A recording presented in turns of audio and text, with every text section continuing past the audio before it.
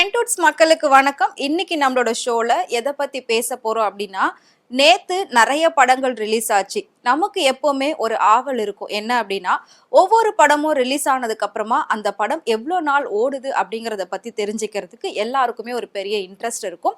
ஆனா இப்பெல்லாம் அது அப்படியே மாறி ரிலீஸ் ஆகக்கூடிய படம் எவ்வளோ வசூல் பண்ணுது அப்படின்றது தான் ஒரு பெரிய எதிர்பார்ப்பா இருக்கு. அதை பத்தி தான் இப்ப நாம பார்க்க போறோம். வாங்க பார்க்கலாம். நான் சொன்ன மாதிரி நேத்து நிறைய படங்கள் ரிலீஸ் ஆச்சு. அதுல முக்கியமா பாத்தீங்கன்னா ஒரு சில படங்களை தான் நாம குறி வச்சு பார்ப்போம். நமக்கு ரொம்ப பிடிச்சமான நடிகர்கள் நடிச்சா மட்டும்தான் நாம விரும்பி போயிட்டு பார்ப்போம்.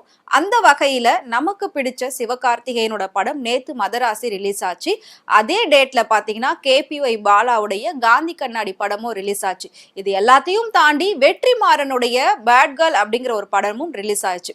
ஸோ இந்த 3 படமும் தான் நேற்று ஒரு பெரிய காம்படிஷனுக்கு நடுவில் ரிலீஸ் ஆச்சு. ஸோ எது பெருசா போகும், எது ரொம்ப நாள் ஓடும், எது அதிக வசூல் பண்ணும், அந்த மாதிரியான விஷயங்கள், அந்த மாதிரியான போட்டிகள் நேத்து நிறையவே இருந்தது. அதுல யாரு பீட் பண்ணி எந்த அளவுக்கு வசூல் பண்ணிருக்கு ஃபர்ஸ்ட் நாளே அப்படின்றத பார்க்கலாம். பொதுவா சிவகார்த்திகேயன் படம் அப்படின்னா ஒரு சில குறிப்பிட்ட படங்கள் பத்தி சொல்லணும் அப்படின்னா, லாஸ்டா அமரன் படம் 300 கோடியை தாண்டி வசூலாச்சு.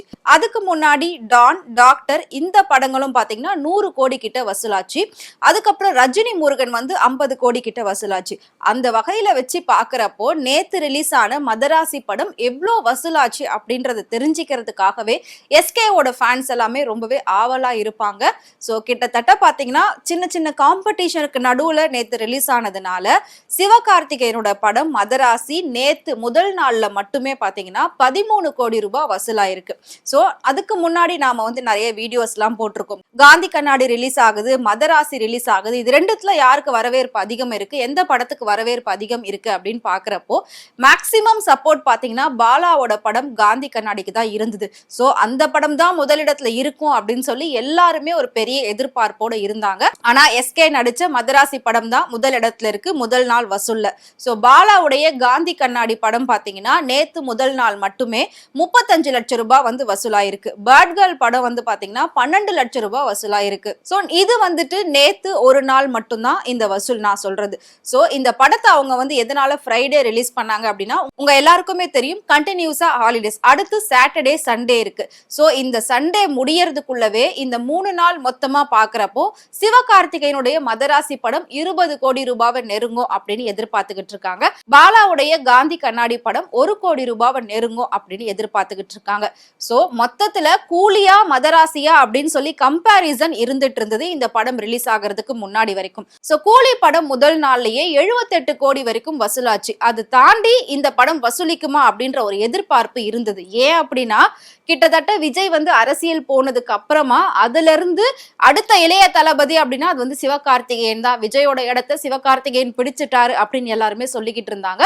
அதனால அவருக்கு இருக்கக்கூடிய அந்த மவுஸ் சிவகார்த்திகேயனுக்கும் இருக்கும். அவர் படம் ரிலீஸ் ஆனா எந்த அளவுக்கு ஒரு எதிர்பார்ப்பு இருக்குமோ அதே அளவுக்கு எதிர்பார்ப்பு சிவகார்த்திகேயனோட படத்துக்கு இப்ப அதிகமா இருக்கு அப்படின்னு எல்லாரும் பேசிட்டு இருந்ததுதான் ஒரு காரணம் அப்படின்னு சொல்லலாம். சோ சூப்பர் ஸ்டார் கூட போட்டி போடுவாரா சிவகார்த்திகேயன் அப்படின்ற ஒரு கேள்வி இருந்துச்சு. சோ எப்பவுமே பாத்தீங்கன்னா சூப்பர் ஸ்டார் தான். அவரோட படங்கள் எப்பவுமே தனித்துவம் வாய்ந்ததுதான். அவரோட வசூல் அப்படிங்கிறது யாராலையும் கிட்ட நெருங்க முடியாது அப்படின்ற மாதிரி ஆயிடுச்சு.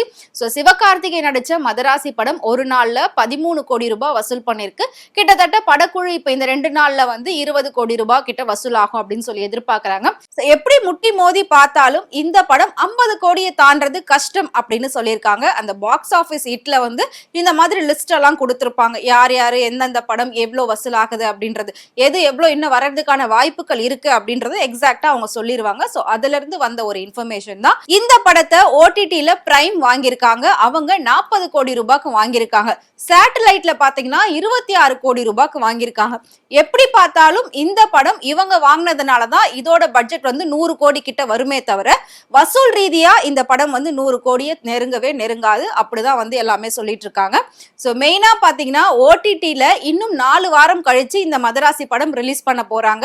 பிரைம்ல நீங்க எல்லாருமே அதை பார்த்து என்ஜாய் பண்ணலாம். நான் சொன்ன மாதிரி பிரைம் வந்து 40 கோடி ரூபாய் கொடுத்து இந்த படத்தை வாங்கியிருக்காங்க. மேபி அவங்க இன்வெஸ்ட் பண்ண அமௌண்ட்டை அழகா அவங்க எடுத்துட்டாங்க. ஸோ அதுக்கப்புறம் எவ்வளோ ஓடி எவ்வளோ வசூல் ஆனாலும் அது வந்து எஸ்கேவோட ஃபேன்ஸ்னால தான் வந்தது அப்படின்னு கண்டிப்பா சொல்லலாம். ஸோ அவருக்குன்னு ஒரு ரசிகர் பட்டாளம் இருக்கிறது உண்மை அப்படின்னா இந்த படம் இன்னும் ஒரு 4 வாரங்களுக்கு நல்லா ஓடும் அப்படின்னு எல்லாருமே எதிர்பார்த்துக்கிட்டு இருக்காங்க.